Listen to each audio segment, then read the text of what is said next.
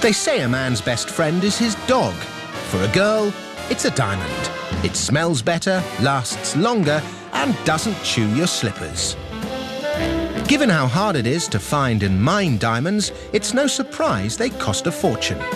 But it seems we may not be mining diamonds for much longer, because now they've found a way to grow them in a laboratory. So how do they do it? Florida, USA. Famous for palm trees, luxury retirement homes, and those great Fred Astaire Art Deco buildings. But few people realize that it's now also one of the world's diamond capitals.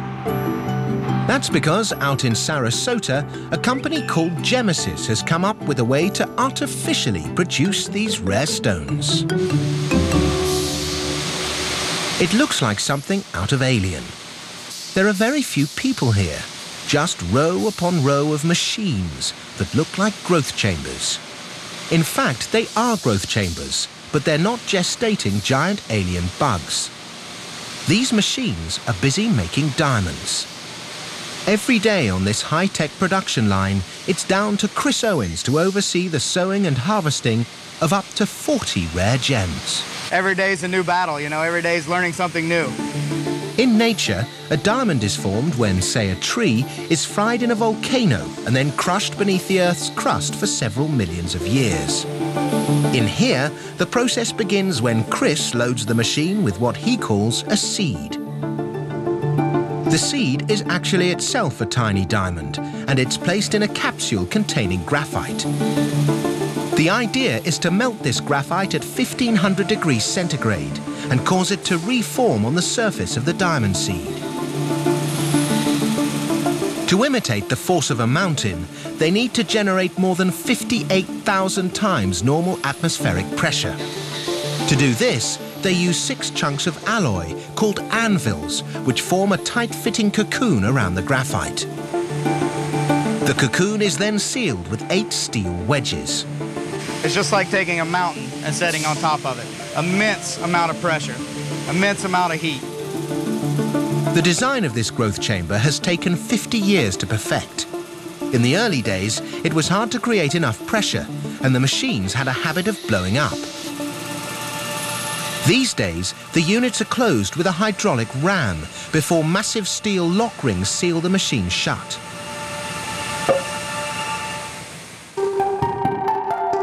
As the pressure and temperature builds up inside, the graphite begins to melt, turning it into a superheated liquid.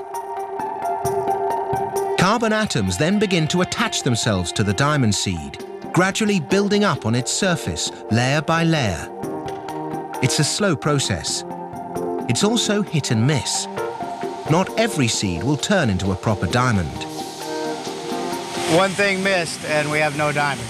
And the machine will run just the same for 4 days. We'll unload it, empty, nothing. 4 days later, it's harvest time, and Chris carefully opens each machine.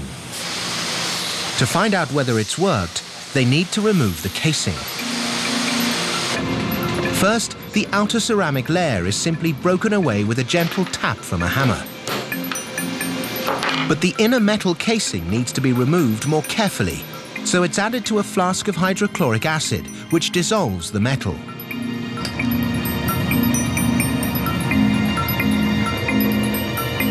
After 5 hours in the acid, the metal capsule has been eaten away. This one is a success. In only 4 days, the graphite has been transformed into a diamond. Gemesis specialize in producing yellow diamonds, which are highly valued on the market. Each one is carefully weighed, checked for flaws and clarity, and added to the pile, which is shipped every week to New York. Every year, billions of dollars worth of diamonds arrive here in Manhattan to be cut, graded, and sold. But cutting a diamond is no easy task. It is, after all, the single hardest natural substance there is. So, to cut a diamond, you need a diamond. This time in the form of a powder, which is used to coat these turntables. It's a highly skilled job, And here at Salora, they spend days working on each stone.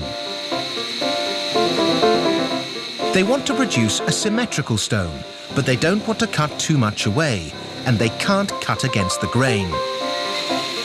So each diamond has to be cut into a slightly different shape.